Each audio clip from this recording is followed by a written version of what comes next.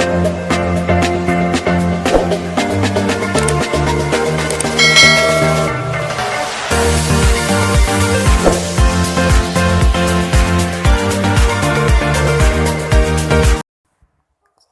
nama saya Yohana Marti Ranggulut. Saya dari kelompok 5. Sekarang saya akan mempresentasikan secara keseluruhan hasil review mulai dari kelayakan isi sampai dengan kelayakan bahasa. 1. Kelayakan isi. A. Kesesuaian uraian materi dengan SK dan KD. Rangkuman dan saran perbaikan.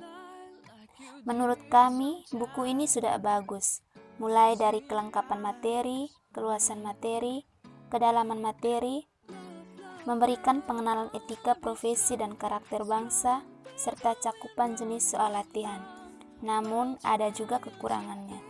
Harus lebih meningkatkan penyajian serta kelengkapan materi yang ada, serta dalam materi tersebut bisa lebih sesuai dengan KD dan SK yang ada. Untuk tingkat kesulitan pada tiap jenjang, soal itu juga harus lebih memperhatikan pada tiap tingkat kesulitannya, dari yang sederhana sampai yang lebih kompleks, pada setiap bab sesuai dengan tingkat kemampuan peserta didik. Dan untuk kedalaman materi serta pemahaman, menurut kami itu sudah pas. Bagian B, keakuratan materi.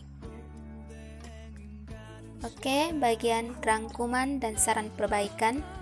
Menurut kami, buku ini sudah bagus. Yang pertama, dalam keakuratan serta konsep yang disajikan sesuai dengan konsep dan definisi yang berlaku dalam standar dan teori bahasa Indonesia.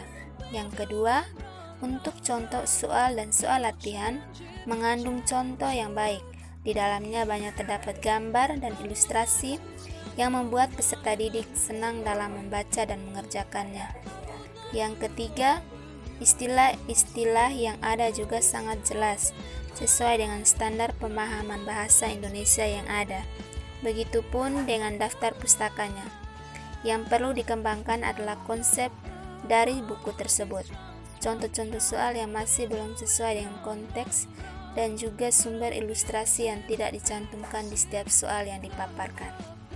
Bagian C, kemuktahiran materi. Bagian rangkuman dan saran perbaikan.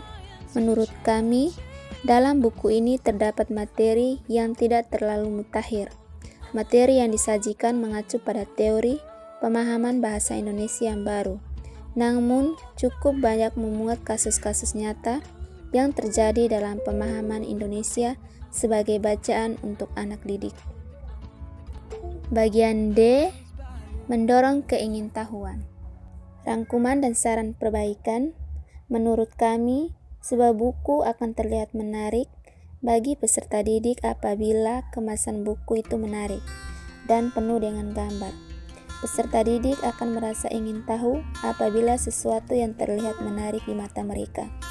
Hal tersebut akan mendorong siswa untuk semangat dan berusaha mencari informasi dalam materi yang disajikan yang dapat memperluas pemahaman serta wawasan dalam meningkatkan keterampilannya. E. Peluasan wawasan. Bagian rangkuman dan saran perbaikan. Dalam buku ini terdapat materi lain yang relevan yang di dalamnya ada contoh-contoh yang dapat memberikan gambaran hubungan antara materi dalam SK dan KD dengan aktivitas atau peristiwa di luar pembahasan bahasa Indonesia seperti berhitung. Saran dari buku ini adalah lebih menyediakan banyak contoh yang hubungannya dengan bidang lain. Bagian 2, kelayakan penyajian. U. Kuta dan nama penerbit.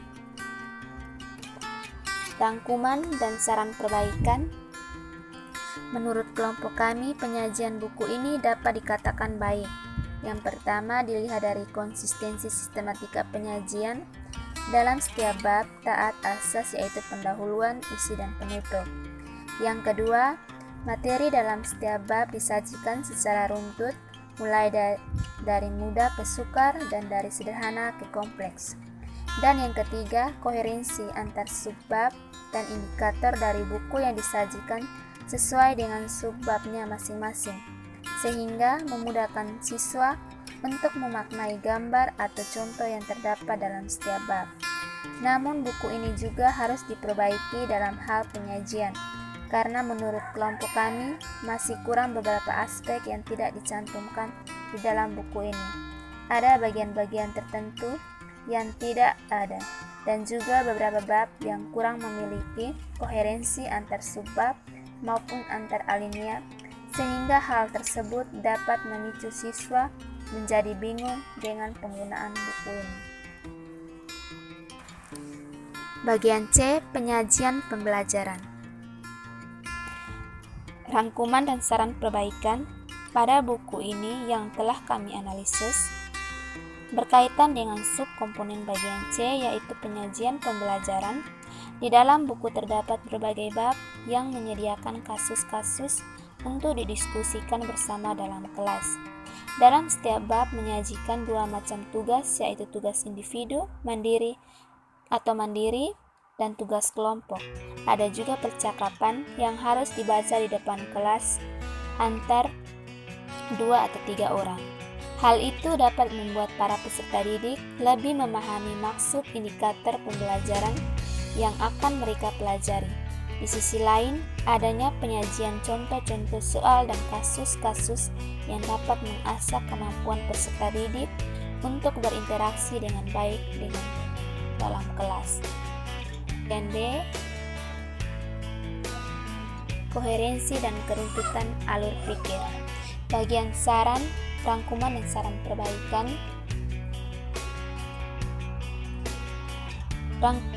Rangkuman perbaikan dan saran untuk poin D adalah pada tiap bab sudah bagus dan sudah bisa membentuk satu kesatuan tema yang baik.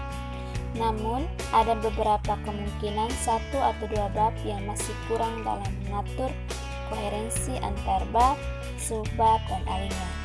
Saran dan perbaikannya adalah cukup perbaiki beberapa bab yang masih kurang tingkat koherensinya agar buku ini bisa menjadi suatu buku yang benar-benar layak untuk digunakan. Catatan supervisor.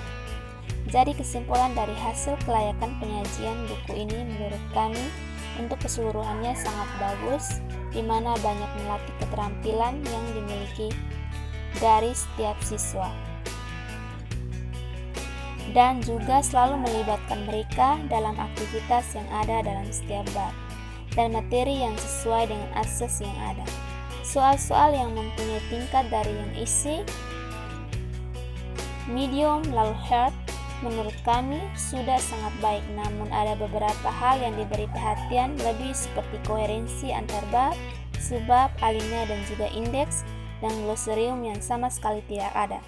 Hal ini lebih diperhatikan dan dibenahi agar bisa menjadi buku yang lulus dalam penilaian kelayakan penyajian.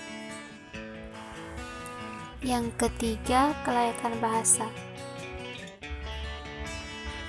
Bagian rangkuman dan saran perbaikan. Subkomponen ini menganalisis mengenai kelayakan bahasa. Pada bagian kesederhanaan kalimat harus menggunakan kalimat yang sederhana. Langsung pada inti pembahasan. Tidak terlalu banyak menggunakan kalimat majemuk bertingkat atau kalimat majemuk bertaraf. Kesesuaian dengan perkembangan peserta didik. Di sini kami temukan adanya beberapa penggunaan kata dan kalimat yang tidak sederhana. Hal ini dapat dilihat pada setiap kata dan kalimat yang disajikan dalam setiap bab. Dalam buku tersebut terdapat bahasa ilmiah dan istilah-istilah asing yang sulit dipahami. Oleh karena itu, hal ini harus lebih diperhatikan agar tidak menghambat perkembangan peserta didik dalam memahami materi yang disajikan. Bagian B, komunikatif. Yang pertama, ketepatan, taat, bahasa, ejaan, dan kosakata. Kami memilih poin 4 karena hampir tidak terdapat kesalahan pengejaan, tata bahasa, dan juga kosakata dalam buku ini. Saya rasa pengejaan serta tata bahasa dan juga kosakatanya bagus. Yang Kedua, konsistensi penggunaan istilah. Kami memilih poin 1 karena di dalam buku tersebut terdapat istilah yang konsisten dengan tuntutan agar peserta didik mengerti dan memahami istilah tersebut dalam mata pelajaran tersebut.